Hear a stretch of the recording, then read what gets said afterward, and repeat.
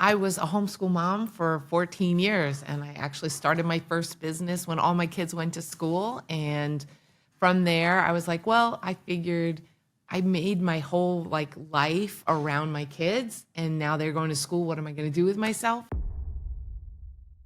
At the time, I had two restaurants. One was a big, we did weddings, catering, and live events. So we had bands and DJs and wrestling and all kinds of crazy things. You could have 400 people. Well, that was not really happening during COVID. So that got shut down. I had an airport restaurant that got shut down. Welcome to Rigs to Riches. I'm Casey Gregersen, engineer turned investor, family man, and your guide to building real estate wealth the smart way. If you're out there pulling long shifts, running teams, or just flying back from the rig or that long business trip just in time for that family dinner, you're in the right place. Each week, I sit down with guests who walk the walk. Some of these are operators doing flips, rentals, multifamily, creative deals, buying businesses, and others are professionals who will help you actually understand things like taxes, underwriting, or financing, and much more, so that you can invest wisely, even if you're short on time. Whether you're looking for your first deal or trying to buy back your time, we've got you covered. Welcome back to Rigs to Riches, where we talk freedom, family, and flipping the script on your finances. I'm especially excited about today's guest because we're diving into something that so many people ask me about: how to do real estate that actually aligns with your values, not just money, but with your heart. And also, we're going to be diving deep into actually how to exit from your business, which Tracy is one of the best at thinking forward on this stuff. So I first connected with Tracy Gunn when we crossed paths in the short-term rental space. What struck me wasn't just her business savvy, but how deeply she cares about people, legacy, and doing things the right way. Tracy is one of those people who reminds me that you don't need a crazy background or a trust fund to build wealth. You just need vision, grit, and a willingness to do the work. That's why I'm so pumped for this episode. Tracy's going to walk you guys through strategies that she's been using and pivots she's made and how she's built a brand and a business that's making a real difference, and a really unique business that Tracy has. So let's go in there. Tracy, share a little bit about your background. So I was a homeschool mom for 14 years, and I actually started my first business when all my kids went to school. And from there, I was like, well, I figured I made my whole life around my kids, and now they're going to school. What am I going to do with myself? And I was like, well, what if I create my own little world that I got to control, that I got to say what happens, just like homeschool, but in the business world. And it was a candy store. I was like, and it wasn't what I planned. I had a whole business plan for something else. And all of a sudden I went to this store, and sometimes a space will speak to you. And I looked at this store, and it was like creaky floors. I was like, this would be a great candy store. And I just ran with it. I was like, let's just do it. So I started that business, and now I have that one still 18 years later. And then I had some restaurants in between. And so I've done a lot of different things during COVID. My husband and I, who's a builder, 40 years, we decided all of our income stopped. So we started doing some flips. We built a tree house in our home that's out on our property that we rent on Airbnb. So we've done a lot of different things. Wow. But yeah, so we're like business, but it's really all about, having an idea, having a dream, and just going for it. Wow. Okay, Tracy, so let's go back to the story post-COVID, right? Because everybody remembers where they were when everything got shut down. Yes. And what's really cool about your story is how you pivoted and how you guys and it's kind of cool how you right then you transition into real estate into something different. So tell us a little bit about that story. Yeah. So, for example, at the time I had two restaurants. One was a big, we did weddings, catering, and live events. So we had bands and DJs and wrestling and all kinds of crazy things. You could have 400 people. Well, that was not really happening during COVID. So that got shut down. I had an airport restaurant that got shut down. My candy store stayed open, and we pivoted. Actually, you mentioned pivoting. Our candy store was like, okay, it's Easter. I've got all this candy. What do I do? Will people even come in, right? Because think about, it's hard to remember now. That was when everyone was putting their groceries in the garage for a few days. They were scared to touch their groceries. Yes. They were wiping down their mail. So would they come to the candy store and get candy, right? Was it worth risking their lives, right? So we pivoted and we went hard online. We started shipping, and we actually doubled our business that year by just getting online and doing e-com and doing Facebook ads and all that kind of stuff. We were shipping about 150 candy boxes a week, which is a lot of candy. online. So we kind of shifted that. We shifted the restaurants kind of just hit pause for a few months. And then we've started building a tree house, that was part of our, like, what if we could just make sure our mortgage was paid, right? Yeah. Just simple little things. But it was like all of a sudden we didn't have income coming in. So what's the fear is like, will we have a place to live? Will we have food? Like those kind of things. So we're like, well, what if we could utilize our home that we already have and either make like an ADU? We didn't really know what an ADU was at the time, or my husband's like, well, what? I always wanted to build a tree house. We were watching Treehouse Masters or whatever. And I was like, well, let's do it. Why not? We have 6 acres. Let's try. And so that's kind of what we did. We just jumped in. We were like, well, it's the summer of 2020. We got our permits and we were like, let's try it. What's the worst thing that's going to happen? You actually had to get a permit for the treehouse. Yeah. And it kind of came back to bite us in the end because they gave us the wrong permit and then they were mad that we were doing it. But so we got that. And it took a while. That's when also all of the construction materials started to be, right? $2 for a 2x4 to like $8 for a 2x4. And could you get it? So, but I put my husband right to work in the yard and we have people come and do it helps to be married to the guy who knows all the things. Yeah. And so, we did that. It took a while to finish. And then we did that. At the same time, we did our basement apartment. And then we also bought our first flip. So like by that November, we bought our first flip, like, whoa, we could do it here. So then now my husband's juggling 3 projects. All the businesses are back open. So, but it catapulted us in a different direction, right? Sometimes like something comes at you and like, how am I going to adapt to this? This is sucky. We don't have money coming in. What are we going to do about that? Not only to fix it now, but for the future, so it doesn't happen again. And that's kind of what we did. And so that kind of got us into this whole real estate world. I never thought about flipping or buying and holding or sub-to or any of those things because I just had businesses. But really, these are all businesses. They're just a different type of business. Yes. I love that. Because, a similar story. We actually had franchises and businesses. Oh, during wow. COVID, and they got shut down. They were actually out here in California. Oh, and really? It was one of the craziest experiences ever. And California had a lot of restrictions. Oh, my gosh. It was night and day.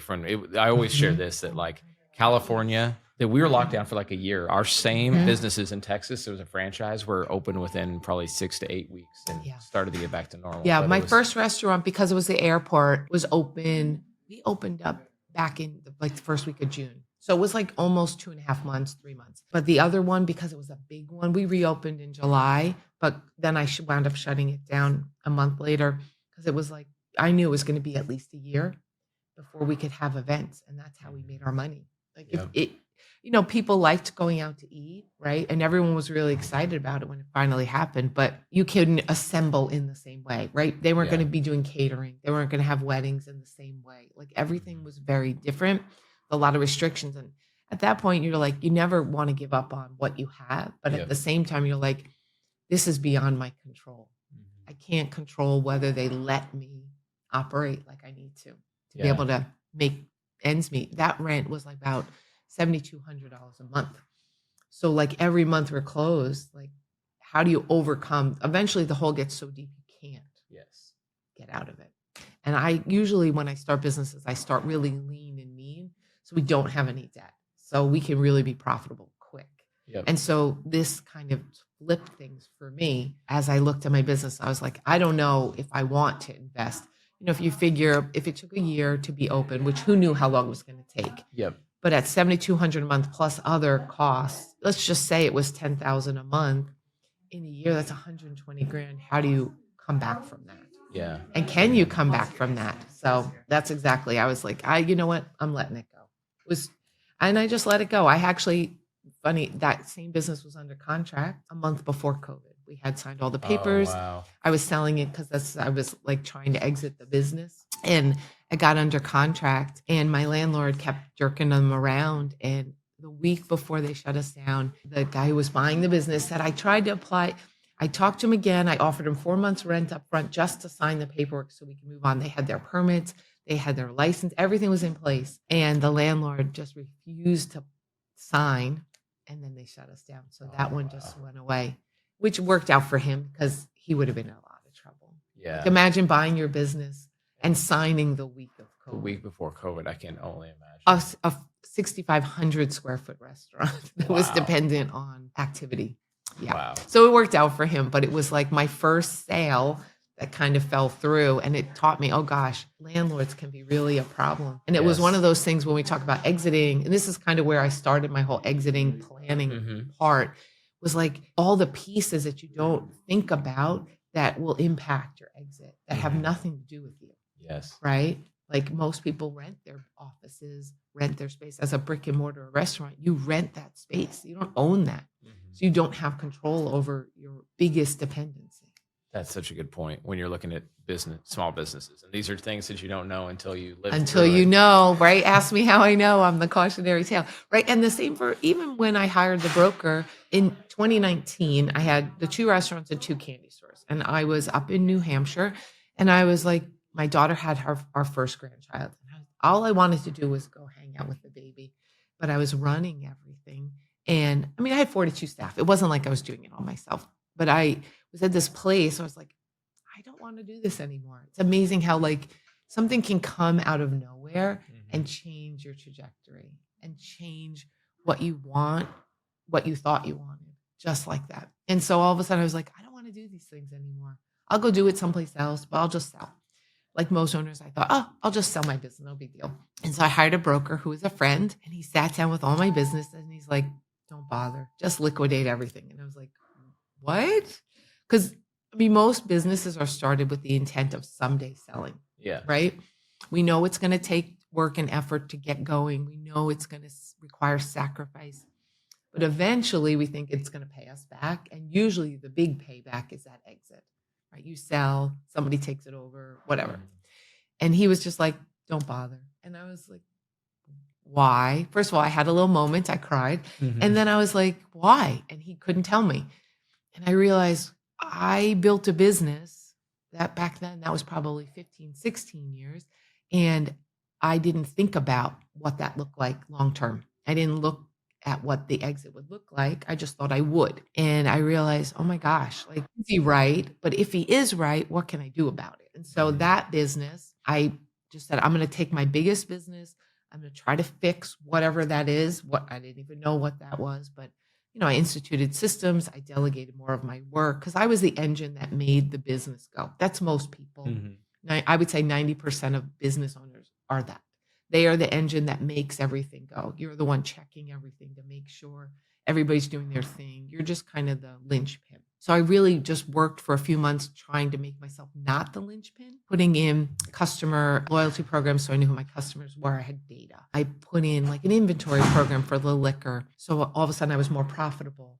And then I had a system in place that told me that I had theft. So now all of a sudden I became more profitable because I didn't have as much theft. So I got rid of a problem I didn't know I had. So by instituting all these systems to try to make the business sellable, more attractive, all of a sudden it became more profitable. It was less work for me, which was like, this isn't so bad. I could maybe do this long distance. But then in the interim, somebody came to me and was like, could I buy your business? And I was like, yes, you can. And so that's kind of how I found my first buyer. But it was only because I had shifted from growth scale more to this idea of like, how do I make this stand alone and get myself out of this? And so that kind of like started this whole transition. So when COVID happened, I was already in that mindset. Like I had a person earning in at my candy store by then. I had the buyer for the one restaurant and the other one I was kind of figuring out. And then COVID hit and everything kind of changed everything.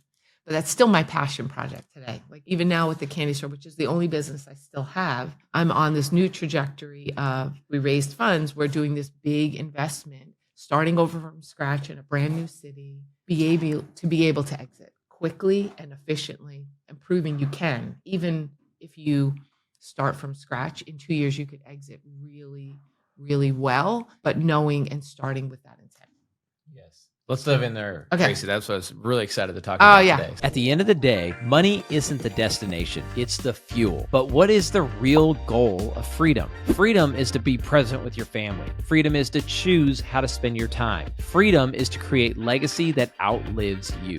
That's why we created Revive Summit. At our past summits, we've had incredible success. Attendees have walked away with new partnerships, lender connections, and their next 90 days mapped out. And this time, we're going even deeper. Join our next summit centered around unlocking capital. Day one is all about uncovering the capital you didn't even know that you had access to. Credit, brokerage accounts, retirement funds, even insurance policies. We'll show you how to turn these into fuel for impact investments. That's right, impact investments. Day two is all about strategy and implementation, hot seats, workshops, and coaching to map out your next 90 days so you leave with clarity, confidence, and a plan to actually execute. But here's the difference. You won't just learn how to grow your finances. You'll see how those finances can create freedom for your family and real impact in your community. That's why my kids are here with me, because everything we're building is for them and for families just like yours.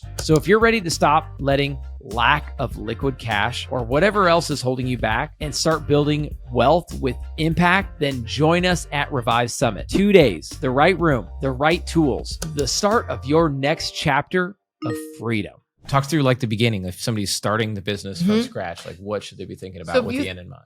Absolutely. So if you think about it, most people who start a business or even get a franchise or whatever, they have a plan. And what happens is over time, the plan changes, which is normal, right? Because it's all theory until it's like your hypothesis, this is going to work. And then only when you do it, do you realize it does work, but it doesn't quite work. We have to fix this, right? So you're tweaking. But usually for most business owners, that's the only time they ever make a plan. That's the only time they ever, like, think about it. If you asked 100 business owners, do you have a budget? Most of them would say, well, I made one. Are you following it? No. Like, you fall off the wagon. And so this is what happens. But when you start and you think about what you're going to build, who your people are going to be, who your customer avatar is, how you're going to deliver, who's going to help you, what are the resources you need. But very rarely do you think like, I want this to be 20 stores, or I want to be able to sell this in 10 years for 5X. I want to be making $1 million a year. Like, very rarely do you set those targets. So you have your initial target of I want to start, but you don't know where you're going. And so it's a lot of willy-nilly. And this is almost all business owners because you're figuring it out. But there comes a place in that figuring out point where you really should make some type of strategic plan about where you're going and what you're building because it's like setting your guardrails about where you're going, right? I don't know if you've heard the story about pilots and about this, as they're flying, they can be off just like a 0.5%, but it can make them, if they started from New York and let's just say they're going west, if they don't constantly keep getting themselves back on track and getting them back in line with what their destination is, they could wind up in Seattle instead of San Diego. Mm-hmm. It's just that easy to be so little off track. But if you never set the intention, I'm just going more, that's not very clear. Mm-hmm. You'll just wander around in the desert for a while. You'll go north, south, east, west. So setting that end goal, which is what I learned. So that's kind of what happened when I was like, all right, I can fix this. I'm going to give myself 6 months to do it. So I set a date I set a deadline. So for some people that's, in 20 years, I want to be done, right? I want to have 20 stores by then. I want to be at, I don't know, 5 million in revenue, whatever it is. Mm-hmm. You set a date and you set a goal. And then by setting that, the timer started. So like you feel a little pressure, but you also are just on track. You may be not perfectly on track, right? Because it's a little far out. Then that helps you set the next goal, which is like what happens this year. I kind of liken it to this idea of like, you get engaged and you're so excited. You've been dating, you get the ring and you look at the ring, whatever, but you're engaged and you say, we're getting married. But are you getting married? We usually are not considered ourselves getting married until we've set the date. Mm-hmm. We set the date and that timer starts. And now we start to make all the plans about that date. The timer has started. Yep. And that's the same is true in your business. So what happens, and what most of the people that I deal with on my consulting, is that they have set up a business for 40 years and thought someday I'll sell. They haven't planned for retirement. They haven't built their other income. They've just made the business mold around themselves, right? To what they like to do, what they don't like to do. They kind of get comfortable and they're like, oh, I'd like to retire. And they're 70 and they've made no plans. And they come to me and they're like, well, I just want to sell. I'm like, well, okay, how much do you need to sell for? And they're like, I didn't think about it. Okay. How involved are you in the business? All. Okay. How much of the business, if you went on vacation for a month, what would happen? Well, it would fall apart. Okay. Well, that's going to be hard to sell. Right. And so, but most people haven't thought through that process because they're not there. When you think about, oh, I'm going to sell someday, they're like, yeah, that's later. They don't think about it at all. So for me, I feel like this is my little cautionary tale, is that if I thought about it from the beginning, it can change, right? I want to be at 5 million valuation in 5 years, and I want to sell. And I'll probably sell to equity, or I'll probably sell to a first-time buyer or whatever, right? If I set those things, I can always adjust them. But by setting them, it eliminates all the nonsense. It eliminates all the distractions or whatever, because I know this is my goal. So every once in a while now, I'll look at a restaurant just because I'm like, even though I'm out of it and I think I never want to do that again, I'll look at it and I'll be like, oh, I could do this, and I'll dream, right? That's typical entrepreneur. But then I realize, wait a minute, my goal is in 5 years, I want freedom to be able to do whatever I want and go wherever I want. Will that help me get there? No. And it's a filter for me, that knowing what that big goal, not just what do I want for my business, but what do I want for me, right? Because my kids are grown. I'm 53. What I want now is very different than what I wanted 15 years ago, right? So exit plan is also about, like, what do you want, right? Not only what do you want for your business, which benefits you, but what do you want for yourself? And so sometimes people we work with, they start to like get themselves out of the business, the whole idea of being an owner instead of an operator. And when they do that, they think, well, maybe I don't want to sell, because now all of a sudden they don't have a job anymore. Right? That's most people, their businesses are their jobs. Even though they're self-employed, right? They are the business. So it's transitioning that piece and helping them. So like if they go from being the operator to being the owner, and now you're the owner and you're getting all the profit, and there's more profit usually when you do that because it's more consistent. And then all of a sudden they're like, well, maybe I don't want to sell. Like maybe I'll just keep owning it, because now all of a sudden they went from working in it all the time to not really. And that's this idea of business ownership. This is what we envisioned it would be. Very rarely do we get there.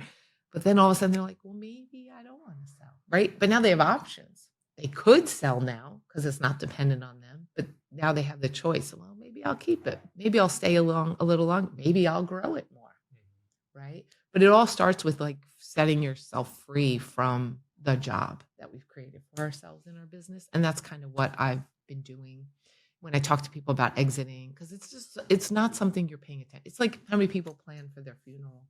Very rarely, right? Unless something bad happens in their lives, they don't usually buy their funeral plot or have a plan for it, because it's like someday. But it's not always someday.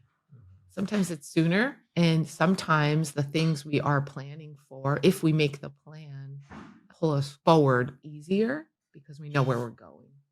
I don't know if that makes sense. I love it. This isn't just another real estate event. At Revive Summit, family is at the center of everything we do. That's why you'll see my kids on stage with me, because this isn't just about deals. It's about legacy. It's about teaching the next generation that money is a tool to create freedom. During these 2 days in Houston, we'll show you how to unlock the capital already in your hands, build strategies for your next 90 days, and connect with investors who care about more than just profit. This is about family, freedom, and finances, and creating a story your kids will thank you for.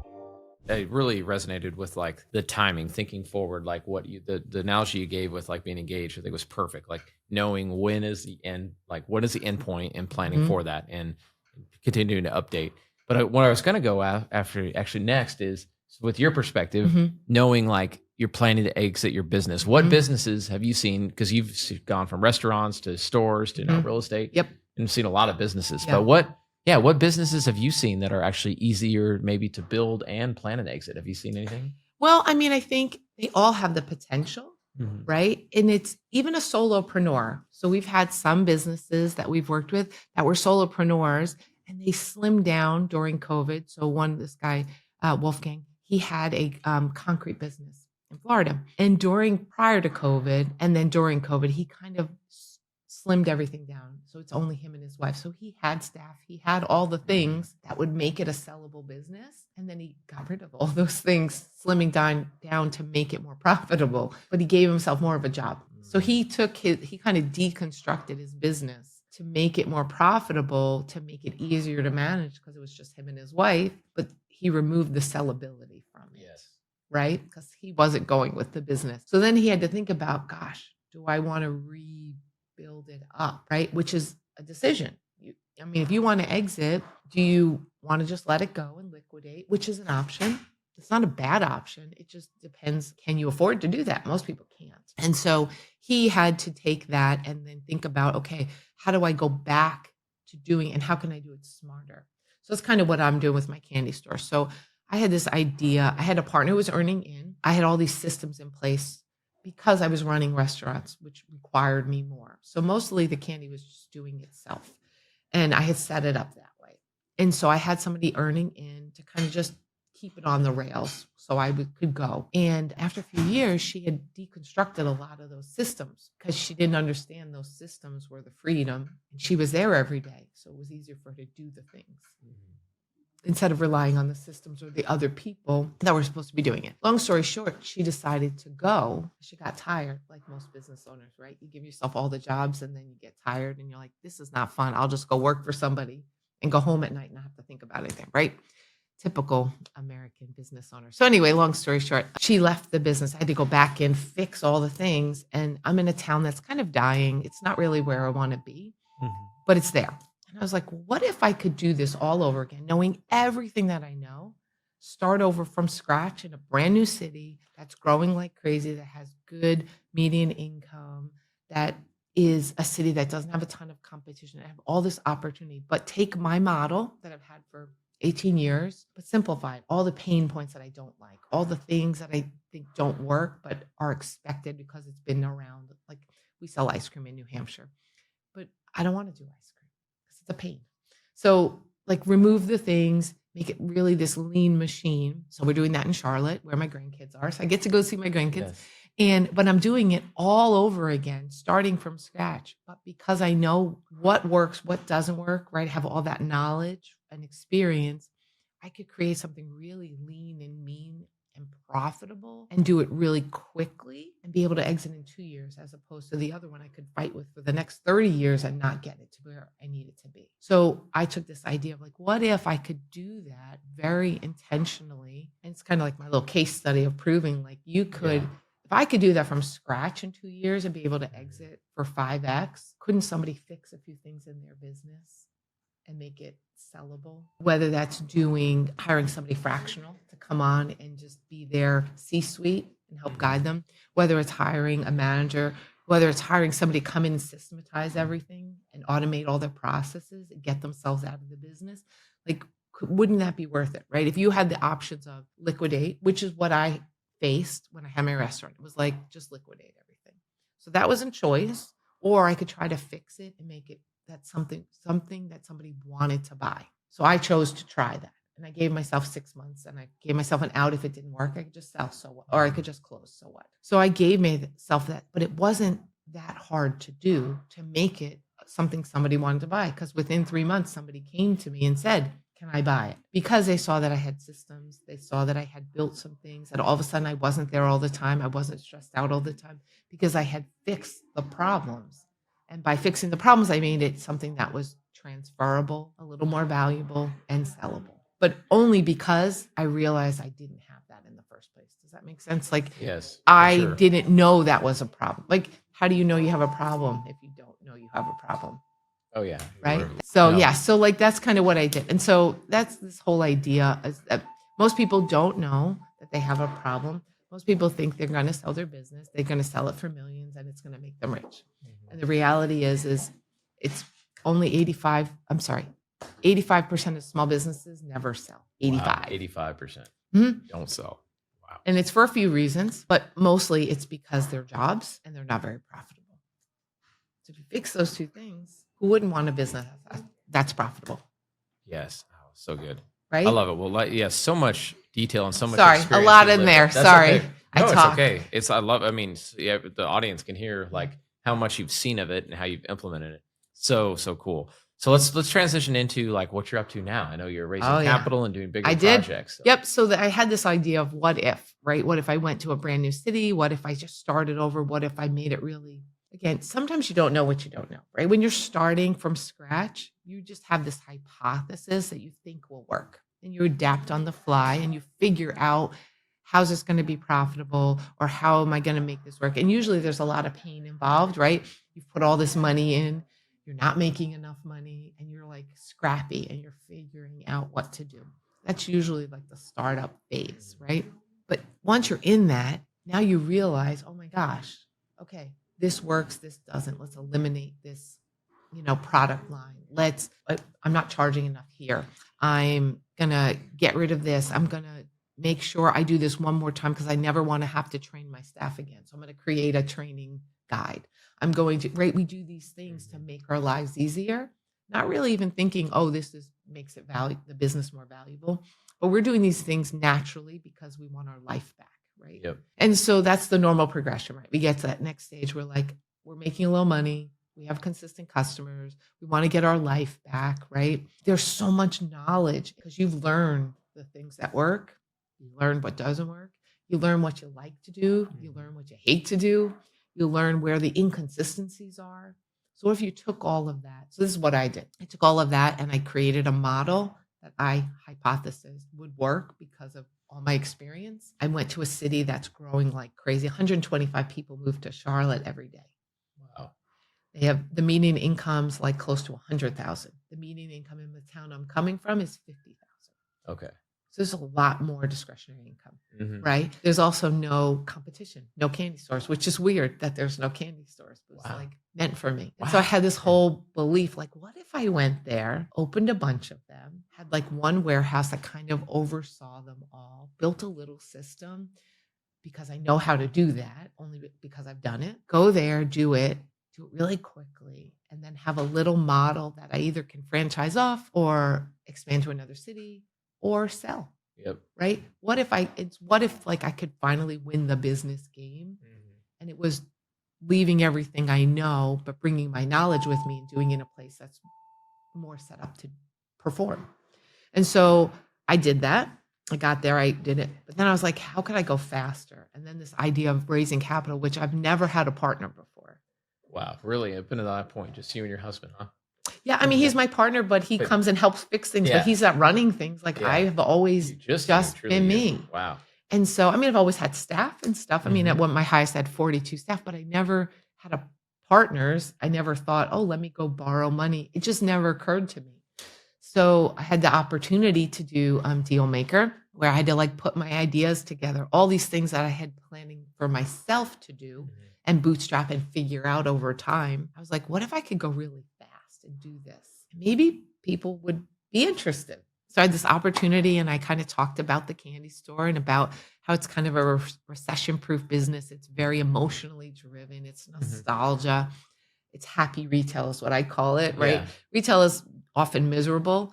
Like think Walmart, who wants to go there? Yeah. Right? But the candy store, almost nobody goes to the candy store to not buy. Yeah. Right? So they're there, they're happy. They're having all this flood of endorphins and memories of their childhood. And they're seeing, candy buttons and candy cigarettes and wax lips and all these things that are making them remember all these good things. So it's kind of recession proof and it's a treat.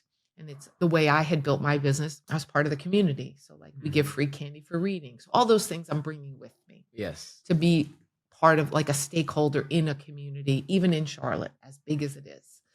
And so I was like, maybe I could just tell people about it and see if they're interested. Really, I was aiming for like a couple whales to be my partners and they were excited about it. And so it didn't work out with the whales, but I went on this other platform that allowed me to raise funds. And so I have equity partners. I have 19 of them. We just closed. Wow.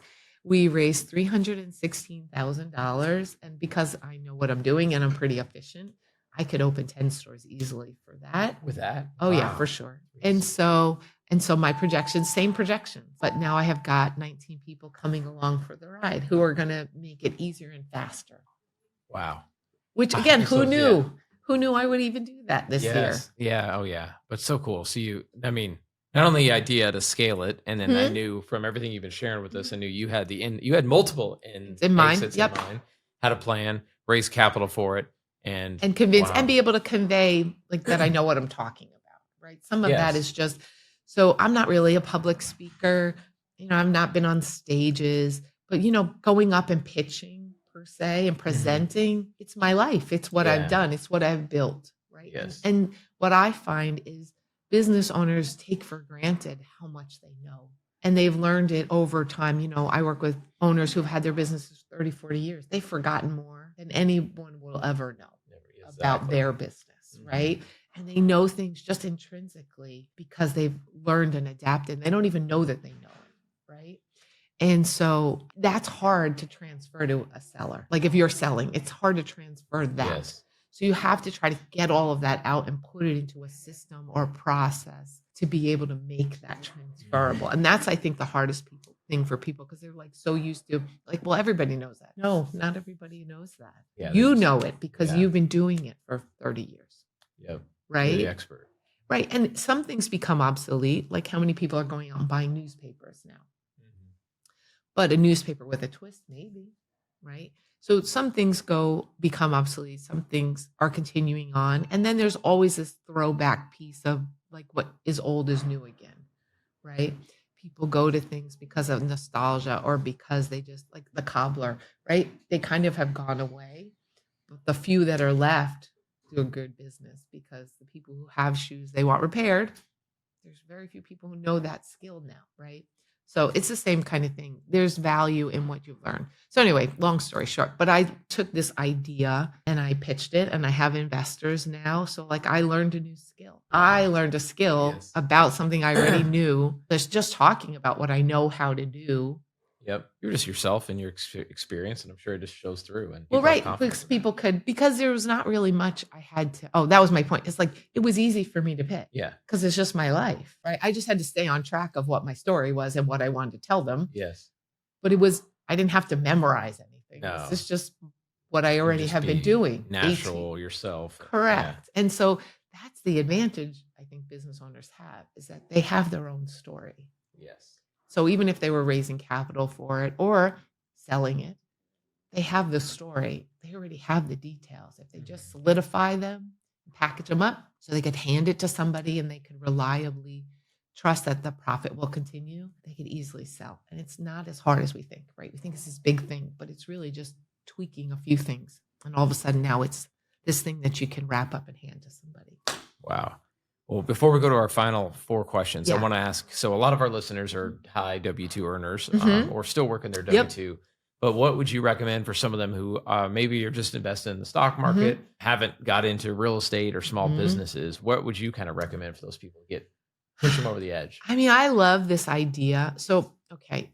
The other reason this is a passion project of mine is that we have this thing called the silver tsunami that's coming. And for those of you that don't know what that is, it just means that we have 38 million small business owners in this country. We are the main provider of jobs and the main driver of the economy, right? We think about these big corporations, but really think about your hometown. All of those businesses are all pretty much probably locally owned and locally employed, right?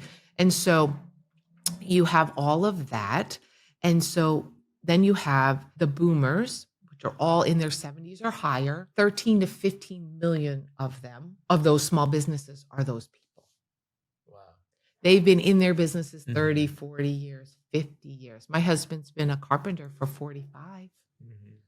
So they have these businesses. Now, here's the thing. We talked about the statistic of 85% never sell. So we've got 15 million, which is a third, or, I would say a third of the small businesses in this country are either they're going to be for sale.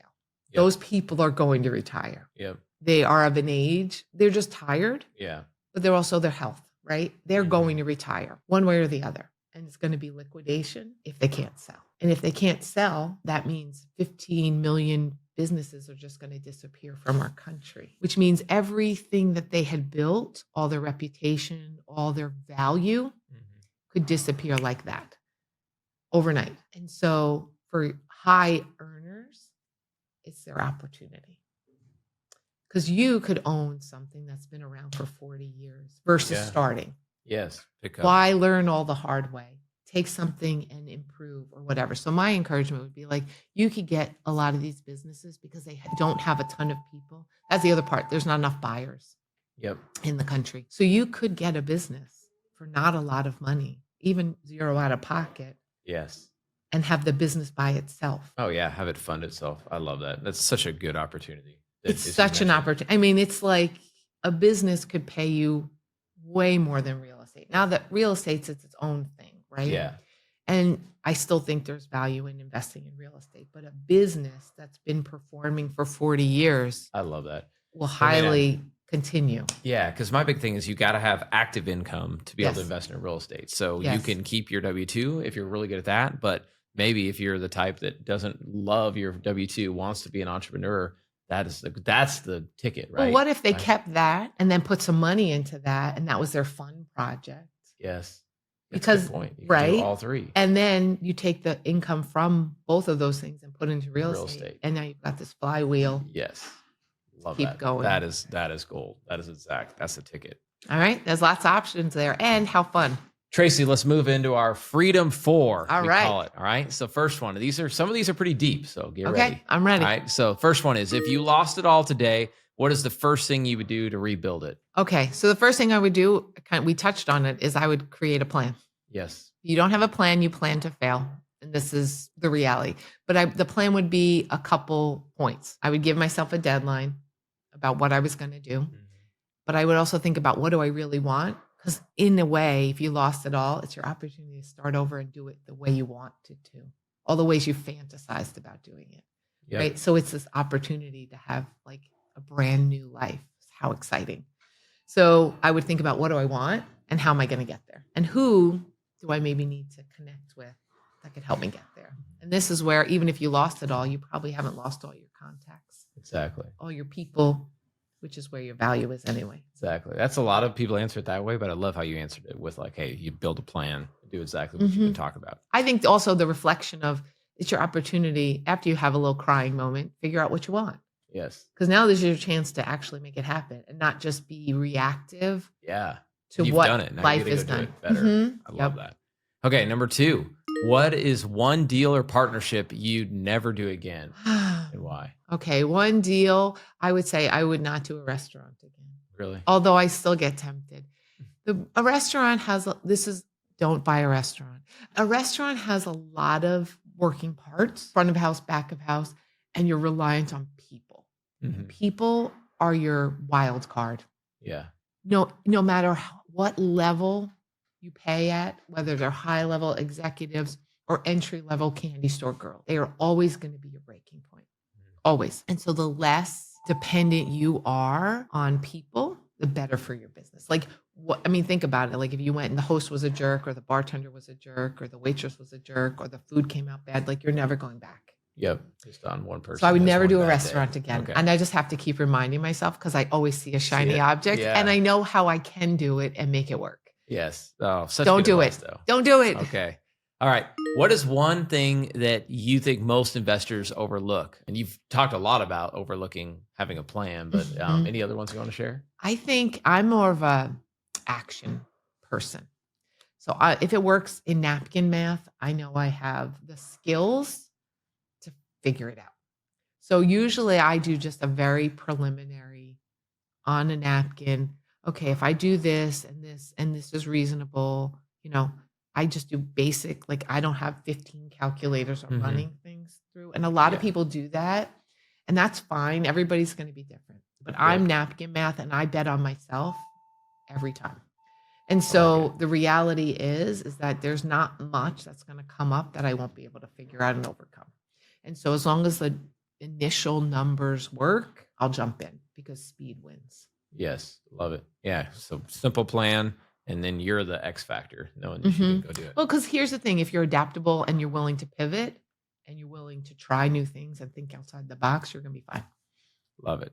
Okay, now here's the deep one. So Okay. what is, if you could go back 5 years and tell yourself something, give yourself advice, what would you do? So that's part one. It's a little bit easier to start off. And then, but part two, be thinking about now, if you could go 5 years in the future, what do you think you're going to be telling Tracy? Thinking out 5 years. Like, right? Because I always like to think about, I love that. what are you going to learn? But Okay, so 5 years ago was COVID, yes. which was my huge transition, right? It's funny, I'm reading the books 10X is easier than 2X. And it's really about, like, we've already done all these 10X jumps. We just don't recognize them. Yeah. Right? It's the gap in the gain. We just keep moving the finish line and we forget how far we've come. Yep. Right? So I would say, let's see, 5 years ago, I would have said, it's going to be okay. Keep going. Right? It's maybe going to take longer than you think, but you're going to get there. And 5 years from now, I'm going to be like, you go, girl. I knew you could do it. That's it. Right? Heck and yeah. because here's the thing, like, I just know because of what I've learned that I'm going to be further than I can even imagine right now. Yeah. Because that's how far I'm planning ahead.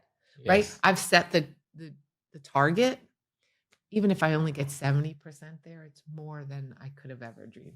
Oh, that's so cool. It's like you're telling yourself, again, to recap, 5 years ago, just do it, trust it. And now Keep still going. in 5 years, you've got a built-in plan. Just like you said, just go do it. It's and going to you're be get there.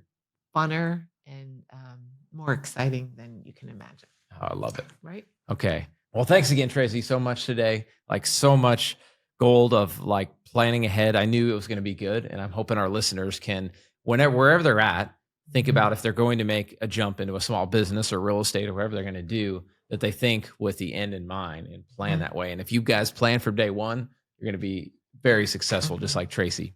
But guys, today's episode, I hope you guys are as fired up as I was. But if you guys could share this with someone else chasing freedom for their family too, that would be huge, because this isn't just about getting rich. It's about building something that lasts. Your kids are watching, so start stacking the wins today. If you're listening to this because you're chasing freedom, not just for yourself, but for your family, then don't let this just be the background noise. Take action. Shoot me a DM, reach out, find a property, make a call. Remember, small moves today create the life your future self and your family will thank you for tomorrow.